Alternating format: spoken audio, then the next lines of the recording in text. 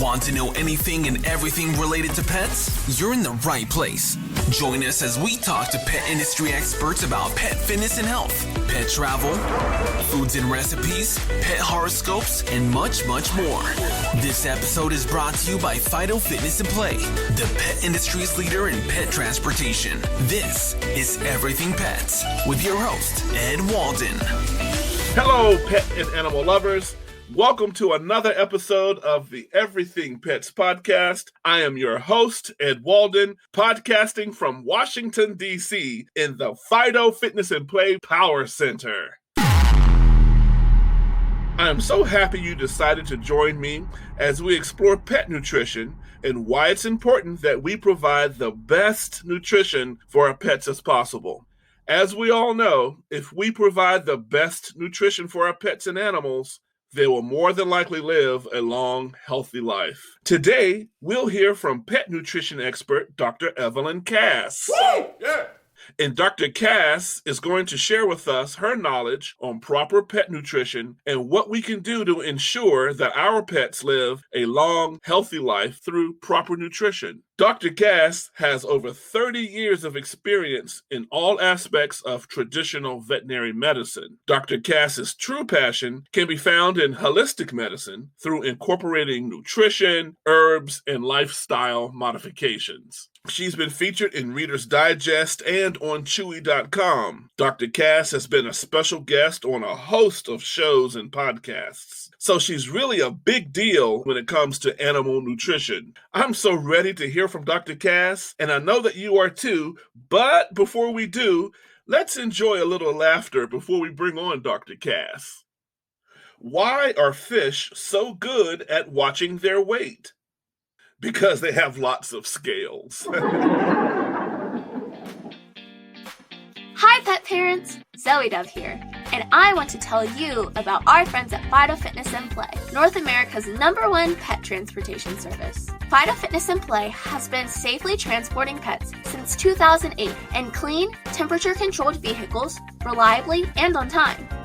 If you need pet transportation service, call our friends at Fido Fitness and Play at 844-738-3973 or visit their website at FidoFitnessandPlay.com. You can find them on Twitter at DCFido. Hey, pet lovers! This is Aaron Curtis, and you're listening to the Everything Pets podcast with your host, Ed Walden. Welcome back, pet and animal lovers. Now that we have all the funny business out of the way, let's bring on our newest friend of the Everything Pets podcast, pet nutrition extraordinaire, Dr. Evelyn Cass. Dr. Cass, thanks for being on the show. And thank you so much for inviting me. I'm honored to be here. Absolutely. We're excited. So let's just jump right in. So when we talk about nutrition concerning our pets, are we simply talking about their diet, what they eat?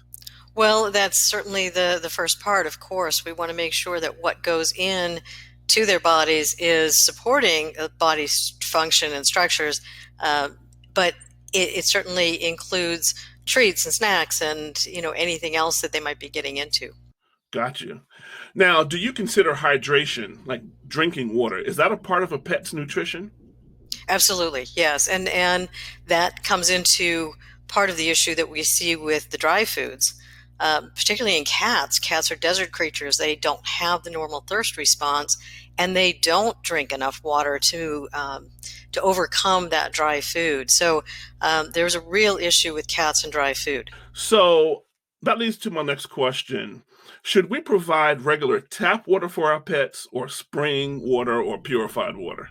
Yeah, it depends on your area. I mean, if your tap water is good and not heavily treated with a lot of chlorine and it's clean, then go ahead and use that.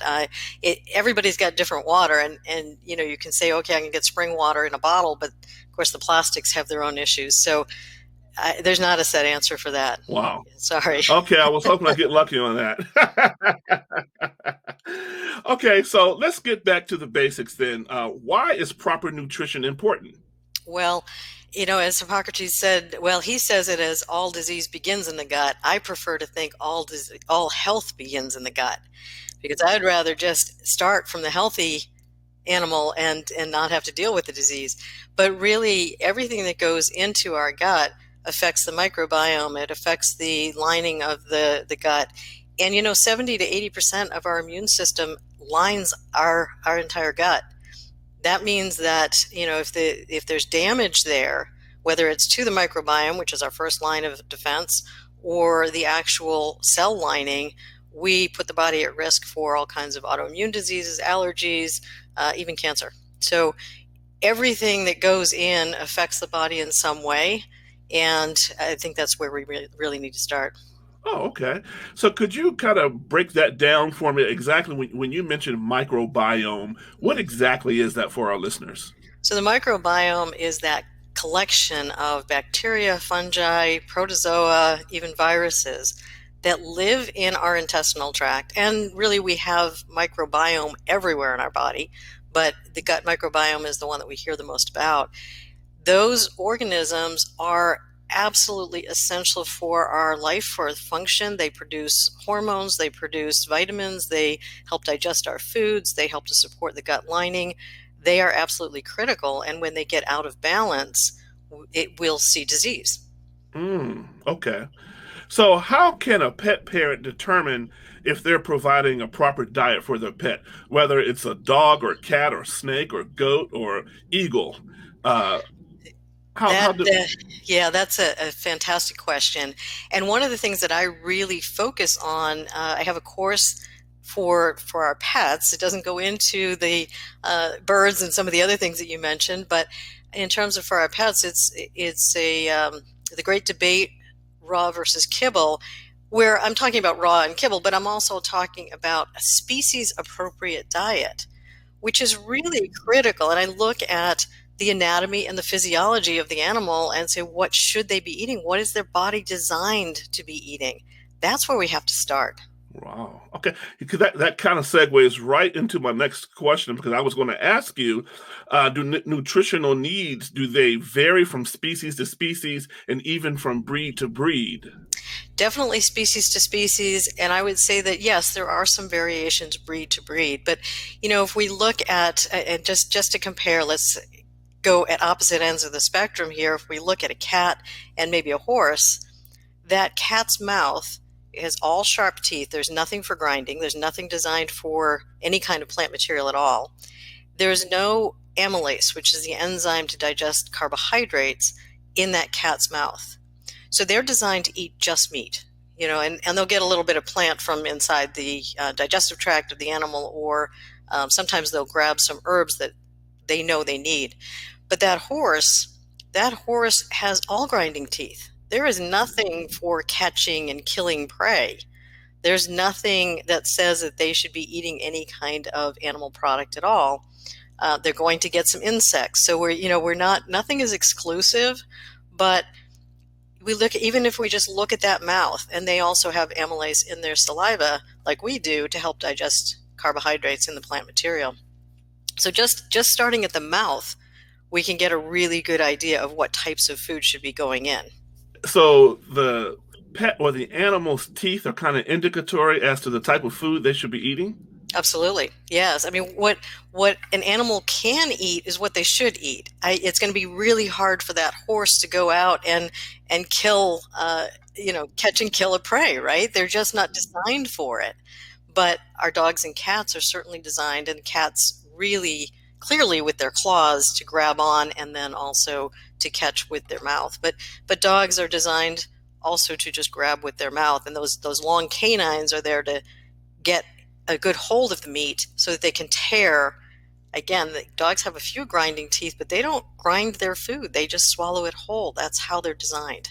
Because I also noticed, particularly with these new, I call them fancy dog foods, and they often mention or list the ingredients. They'll have fruits and vegetables. Now, are dogs, are they supposed to eat those types of foods? Yeah, that's a great question. Yes, dogs do. So if we look at the ancestral canine diet, so look at the wolves in the wild, the coyotes, the foxes, and some of the other wild dogs out there, average is about 15% plant material. They're scavengers. They're designed to kind of eat whatever is available. And so they have much more flexibility, but still, in the wild, 85% of their diet is meat. And so I kind of think of them as the other end of the spectrum for people, because people should be about 85% plant and maybe 15% meat, and we kind of reverse that for the dogs. So I shouldn't get upset with my dog when he constantly picks things off of the ground and attempts to eat them. Is that just instinctual? Some of that is instinctual, but you got to watch them. Unfortunately, dogs have lost some of their natural ability to detect poison from not. And so, some dogs are really good at choosing the plants that they need because of a digestive upset or something else.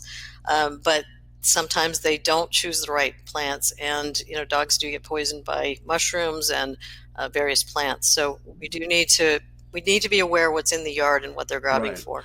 So you briefly mentioned this earlier about disease. So can poor nutrition cause or bring on disease? I think that's the major cause, honestly. I think that the foods that we feed, whether they're not species appropriate, which, just as an example, if we start to feed our dogs and cats high carbohydrate, high plant material diets, as our kibble is, we're asking them to digest something that their system is really not designed to deal with a whole lot of. So not only is that carbohydrate not getting digested in the mouth, and now we're depending on the pancreas, we're asking the pancreas to do double duty, and we're getting a lot of stuff in the intestine that's not used to. It causes some inflammation.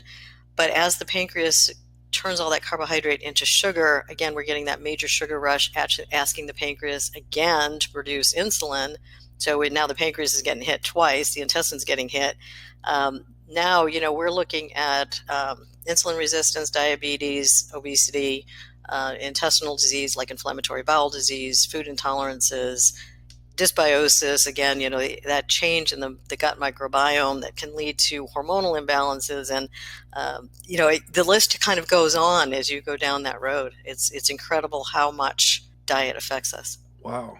So are there any visible telltale signs or indicators that your pet is suffering from poor nutrition? Well, absolutely. You can look at their body weight, number one, if they're too thin or too heavy, their coat, their stools, any allergies, even sometimes anxiety can have its root in the gut. Not always, but because we produce, most of the serotonin, which is our calming hormone, in the gut and by our microbiome. If that's off, we can see some anxiety issues. So really almost anything that is out of balance, the first place I start is the gut. Patients come to me with cancer, with arthritis, with all kinds of things. I'm going to start with the gut and start healing there, and then we work our way out. So when you say you start with the gut, when you say that, are you saying that you investigate what they eat, or do you actually examine the gut area? Yeah, totally investigate. What I do is more nutritional consulting. So most of the time I'm not even seeing my patients visually or, hands-on. I'm consulting with clients. So yes, I am examining their diet, deep dive into what they're feeding, and then we often alter that. There are nutritional supplements that we can use, herbs to heal. We can do all kinds of things. And often it's also removing the toxins, not only from the food, but also from the environment, because those toxins affect, again, the gut microbiome. Everything is coming back to the gut. Right. So can improper nutrition exacerbate pre-existing conditions? Let's say if I have a Rottweiler and he's 5 and I see that he's starting to have some orthopedic issues.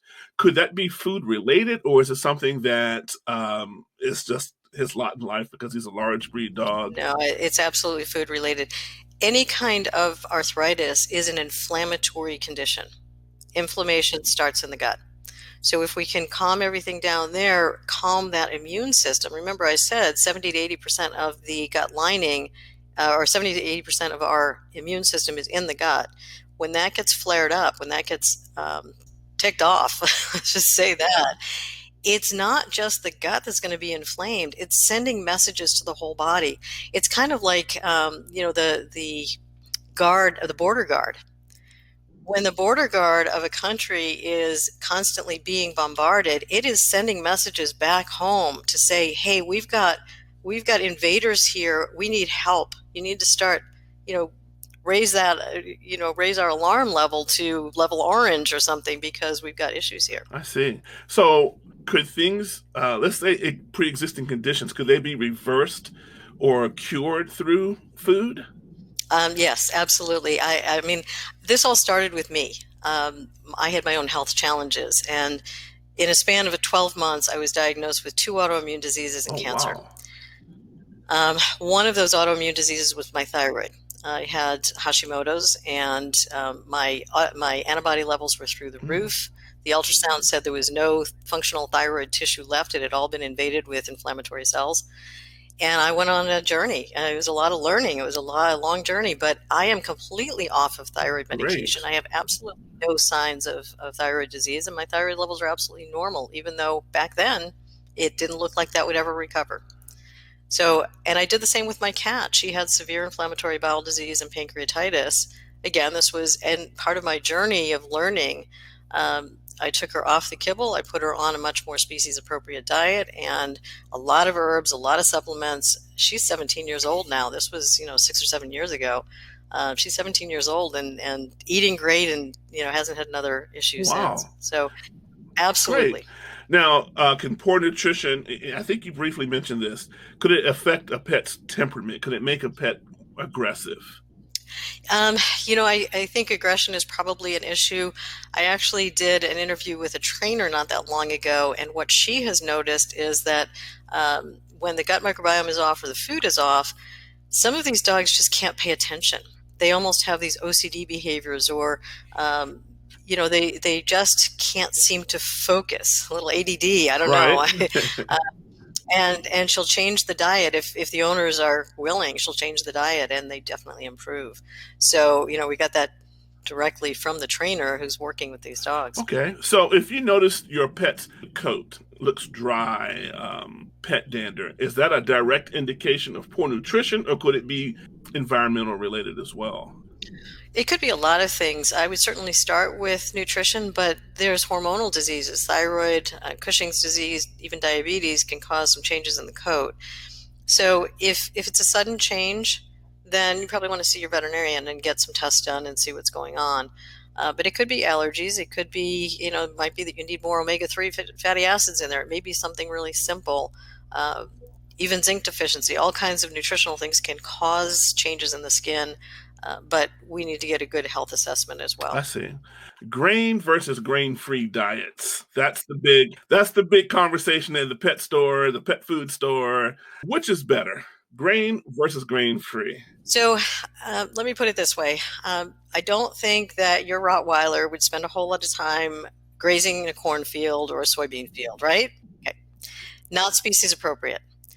The issue that we came up with when they switched over from the grains was that they still need to fill these foods with something cheap, right? First off, you can't make a kibble hold together in that dry form if it's all meat. It's very hard to do. They need carbohydrates. A cheap alternative that was unfortunately chosen in a lot of cases were legumes. And legumes are your peas, your lentils, your chickpeas, the whole bean family. And there's a lot of there are potential issues there. And so the FDA has kind of switched their focus. At first it was grain-free, and now they've said, okay, now we're looking at legumes. But the thing with legumes is they're high in protein. And one of the opportunities there for pet food companies who are trying to provide you with inexpensive food, because that's what people want, if you can replace the protein in the food, the meat protein, with legume protein, which is not species appropriate, not easily digested, it still looks good, it still meets AAFCO, you've got your protein on your guaranteed analysis, but there's a lot less meat. And meat is where you get your taurine, and which is the main amino acid that has been looked at as part of the issue with these dogs with heart disease. There's a lot of issues here. One of the reasons I love the grain-free is that there's a huge portion of our pets who are allergic to grains. And it may not even be the grain itself, There was a study done years and years ago where they looked at, they did allergy testing looking at the grains. The grains were fine, but the grain mites that inhabit those silos as it's in storage, those created the allergic response. So you do your allergy test, they're not testing for grain mites, they're testing for the grains, and unfortunately they're missing a huge piece because the grains that are put into pet foods are the lower quality stuff that sits in the silo longer and has more grain mites and therefore can be allergenic from that standpoint.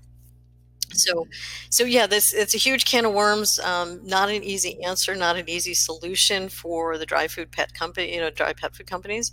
Some of them have chosen sweet potatoes, and maybe we'll find a problem with that. I don't know. I personally kind of like sweet potatoes in moderate amounts, but they've got to find a filler. Unfortunately, nothing that they fill it with is going to be species appropriate because that's not what dogs and cats are supposed to be eating. Dogs with dilated cardiomyopathy. Is there any proven connection to canine dilated cardiomyopathy and the grain-free diet? The FDA is now, they came back and they backtracked on their announcement. I think this was in November. They finally came out with a second announcement and said, well, it seems to be appropriate or, a little bit associated with food, but we think it's multifactorial. So there may be genetics, there may be environmental impacts. There's probably a lot of different things that are impacting. There's no one food that's been associated with it. There is no, specific brand by any means that's been associated. Right now, as I said, their focus is on legumes. So are there any nutrient deficiency risks by implementing a grain-free diet for our pets? Potentially. I mean, that's one of the concerns was that maybe the legumes are blocking the absorption of taurine or its precursors, or potentially blocking the transition of those precursors to the taurine. We really don't know. We don't know where that concern, where that issue is. I think if people choose a diet that is truly high in meat, I don't think that's going to be an issue. And the highest levels of taurine are going to be in organ meats like the heart. So some of these grain-free foods, if you want to call them that, some of the higher end foods that are really more meat-based, you'll see organ meats listed. And if it says that it's got beef heart or chicken heart or whatever, I would feel more comfortable. I can't say for sure, but I would feel more comfortable that diet is absolutely going to be healthy and appropriate. So can a proper diet be provided through dry dog food only, or does it have to be supplemented with additional meats and additives? Well, that is a tough question. I think that there are some dry foods that can provide decent nutrition. I think that, the way I look at dry food is it's kind of like your fast food. And yeah, people can live on fast food. They have, there's a lot of people that do. Are they healthy? Right. Not usually. It usually catches up with them. But everybody's genetically different. Everybody's lifestyle is different. And there is no one-size-fits-all diet for pets or people. They're very individualized, and that's how I typically. So I don't want our listeners to get confused here.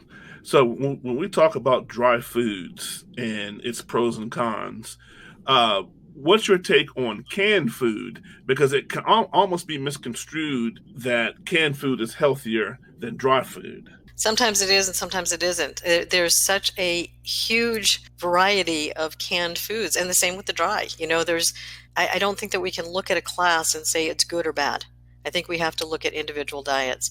There are some canned foods out there that I think are fairly good, but because they are less processed, and remember, processing can create toxins, and just like with people, eating processed food every single day, it's going to catch up with you. And whether that's canned or dry, they both are processed, but the canned foods are less processed generally. So again, it depends. And then, I have the other issue.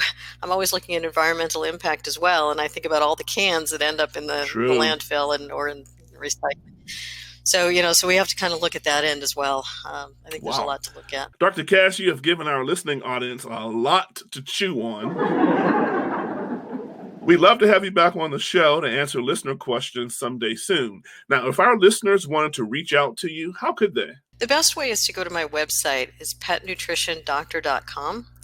But I'm also on social media, Instagram, Facebook, YouTube, LinkedIn. All of them are petnutritiondoctor.com except for LinkedIn, which is my name, Evelyn Cass. And I have some courses that are available as well. But if you go to my website under the products and services page, you can see all the services and products that I offer, and the contact page, you can contact me directly.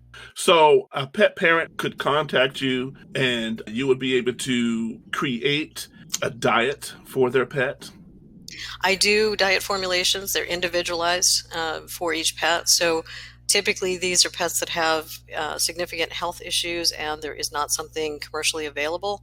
But I also am finally getting some of these new pet owners, puppies and kittens, who are, the owners want to start their life off right. Mm-hmm. And I love that. And so I have formulated a few puppy and kitten diets to get these guys started off right, and then at a year old, we'll change it just a little bit to decrease the calcium and change a few things. But I'd rather start them off right and not have to treat their diseases later on. Perfect.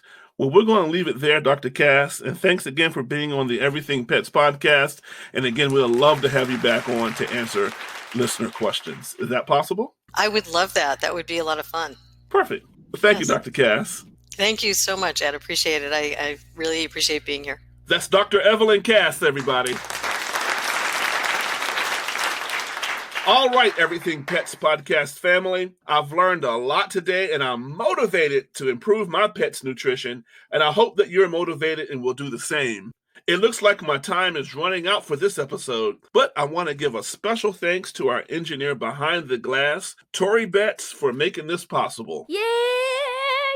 Until next time, my friends, always be kind to pets and animals because they'll be kind to you. Be sure to check us out on Facebook, Instagram, and Twitter at Podcast Pets. Visit our website at TalkingPets247.com for special offers and product information. Okay, I'm Ed Walden, and I am out of here. Hi, Daddy. Love this episode of Everything Pets? Let us know with a review. Also, make sure to subscribe so you don't miss out on any future episodes. Follow us on social media at Podcast Pets and check out our website at TalkingPets247.com. This episode is brought to you by Fido Fitness and Play, your pet transportation expert.